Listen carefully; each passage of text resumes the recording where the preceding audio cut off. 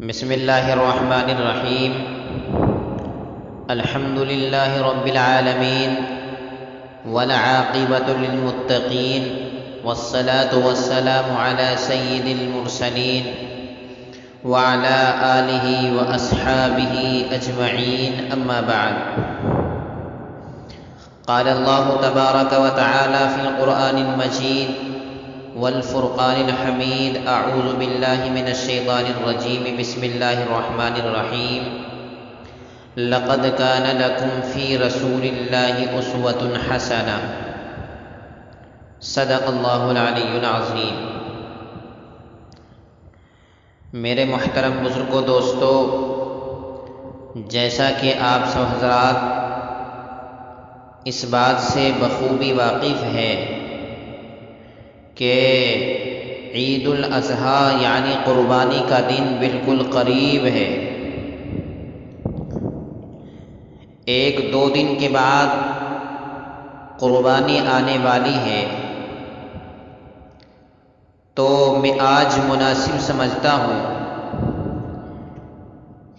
کہ عقیقے کے متعلق مختصر سی ضروری باتیں آپ حضرات کے سامنے پیش کر دوں. چونکہ قربانی کے فضائل، تکبیرات تشریق وغیرہ کے متعلق مسائل میں نے آپ حضرات کے سامنے ذکر کر دیے ہیں. عقیقے کا ذکر آج اس وجہ سے کرنا مناسب ہے کہ بہت سے حضرات قربانی کے جانور میں ہی عقیقے کا حصہ بھی لے لیتے ہیں اور اپنے بچوں کا عقیقہ کرتے ہیں. سب سے پہلی بات تو یہ جاننا ضروری ہے کہ عقیقہ کسے کہتے ہیں. تو توجہ کے ساتھ سن لے. بچے کی پیدائش پر شکرانے کے طور پر جو قربانی کی جاتی ہے اسے عقیقہ کہتے ہیں. بچے کی پیدائش پر شکرانے کے طور پر جو قربانی کی جاتی ہے اسے عقیقہ کہتے ہیں. عقیقے کی وجہ تسمیہ یہ ہے کہ عقیق اصل میں ان بالوں کو کہتے ہیں جو پیدائش کے وقت بچے کے سر پر ہوتے ہیں. تو چونکہ یہ قربانی اس وقت ہوتی ہے جب کہ یہ پیدائشی بال مونڈے جاتے ہیں، اسی مناسبت سے اس قربانی کا نام عقیقہ رکھ دیا جاتا ہے اور رکھ دیا گیا. بچے اور بچی کی طرف سے عقیقہ کرنا واجب تو نہیں ہے، البتہ مستحب ہے. یہ بات بھی یاد رکھنے کے لائق ہے اور قابل ہے ذہن نشی کرنی چاہیے، ذہنوں میں بٹھانی چاہیے کہ عقیقہ کرنا بچے کی طرف سے یا بچی کی طرف سے یہ واجب نہیں ہے، البتہ مستحب ہے. ایک بات یہ ہے کہ بچے کی طرف سے عقیقہ کون کرے؟ آیا بچی کے والدین یا بچے کے والدین کرے یا ننیال والے کرے؟ کون کرے؟ تو اصل تو یہی ہے کہ بچے کا والد عقیقے کا انتظام کرے.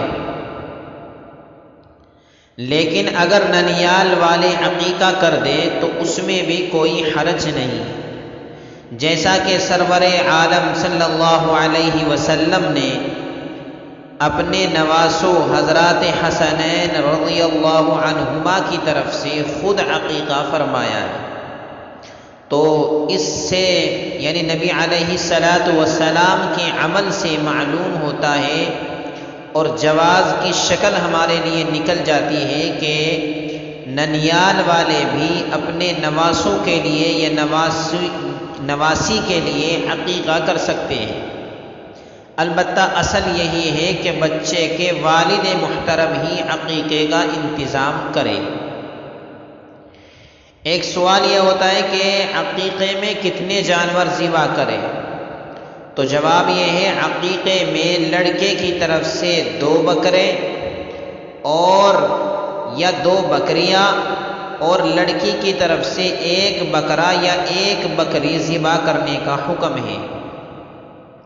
لیکن اگر 2 بکرے کی گنجائش کسی کے پاس نہ ہو، اگر لڑکے کی طرف سے 2 بکرے عقیقے کرنے کی گنجائش نہ ہو کسی کے پاس، تو ایک ہی بکرے سے عقیقہ کرنا بھی درست ہے، کوئی حرج نہیں۔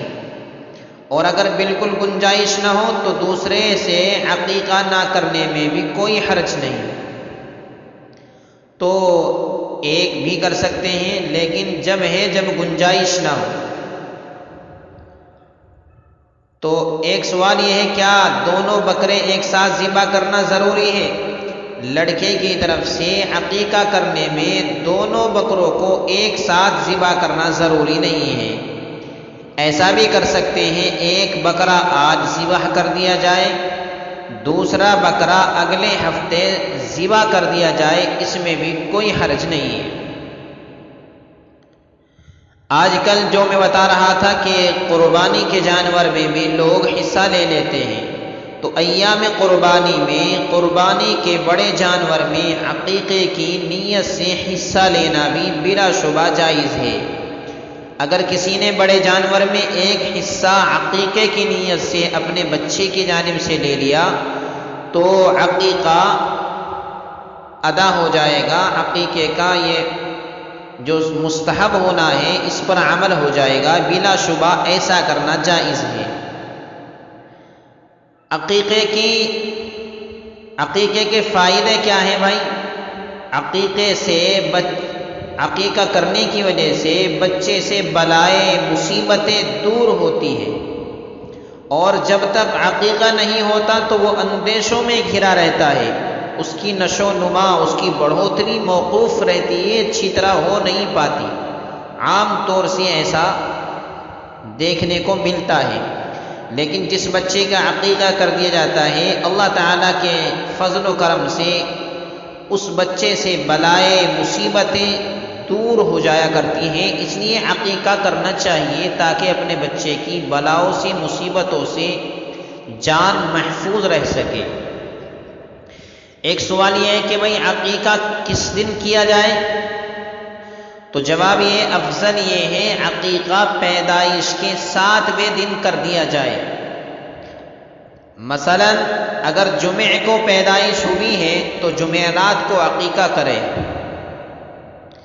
افضل یہ ہے کہ عقیقہ پیدائش کے 7ویں دن کر دیا جائے۔ مثلا اگر بچہ جمعہ کو پیدا ہوا تو آنے والی جمعرات جو اس کے بعد آئے گی اس کو عقیقہ کر دیں، جمعرات کو 7واں دن بیٹھے گا۔ لیکن اگر کوئی آدمی 7ویں دن عقیقہ نہ کر سکے تو 14ویں دن کر لیں یا 21ویں دن کریں، ورنہ جب بھی عقیقہ کرے تو دن کے اعتبار سے 7ویں دن کرے۔ جو دن بھی 7واں بیٹھتا ہے، مثلا جمعے کو پیدا ہوا تو اگلے ہفتے جمعرات کے دن بیٹھے گا تو جمعرات کو ہی کرے، 14ویں دن میں یا 21ویں دن میں یا اس کے علاوہ، تو اس کا حساب اچھی طریقے سے لگا لے کہ جب بھی عقیقہ کرے تو دن کے اعتبار سے 7ویں دن کرے۔ تو اس لیے میرے بھائیوں، میرے بزرگوں،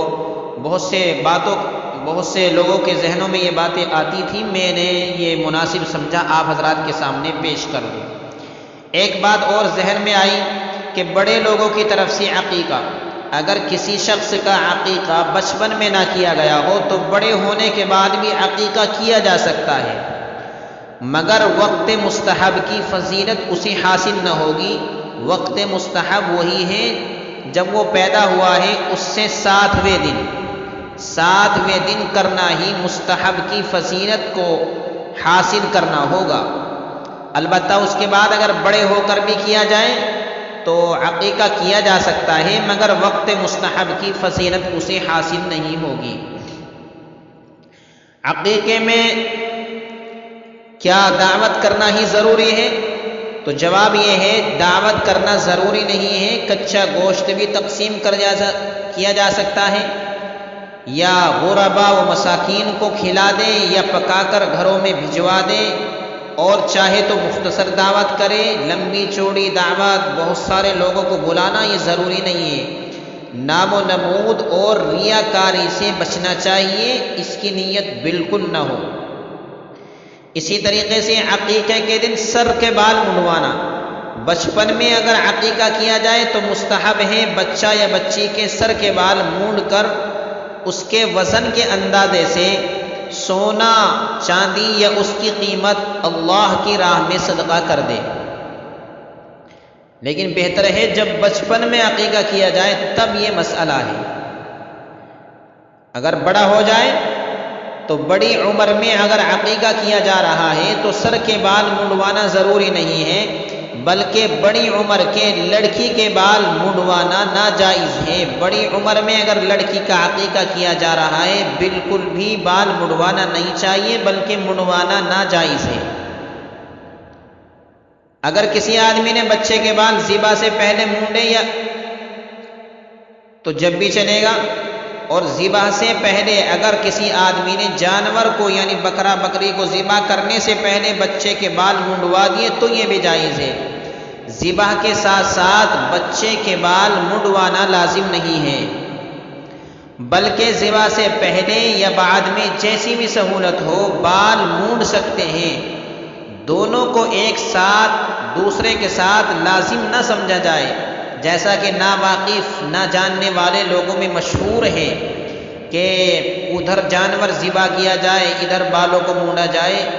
یہ جہالت پر مبنی ہے، ناواقف لوگوں نے یہ بات نہ جاننے والوں نے لا علمی کی وجہ سے لوگوں میں مشہور کر دیے۔ اس لیے میرے بھائیوں میرے بزرگوں ان چیزوں کا آپ خیال رکھیں۔ اسی طریقے سے ایک بات اور ذہن میں آئی کہ عقیقے کے وقت بچے کا نام رکھنا بہتر ہے جس دن عقیقہ کیا جائے اسی دن بچے کا اچھا سا نام رکھیں۔ نام اچھا رکھنا چاہیے۔ بہت سارے لوگ نام کچھ بھی رکھ دیتے ہیں معانی کا خیال کرتے ہوئے، بلکہ بہتر ہے انبیاء و رسول کے ناموں پر یا صحابہ کرام رضی اللہ عنہم کے ناموں پر یا علماء کرام سے پوچھ کر کے جس کا نام کا معنی بھی یا معانی بھی اچھے ہو ایسا نام رکھنا چاہیے۔ نام بھی بچے کی ذات پر اثر کرتا ہے، اس لیے میرے بھائیوں میرے بزرگوں 7ویں دن اچھا سا نام رکھ دینا چاہیے۔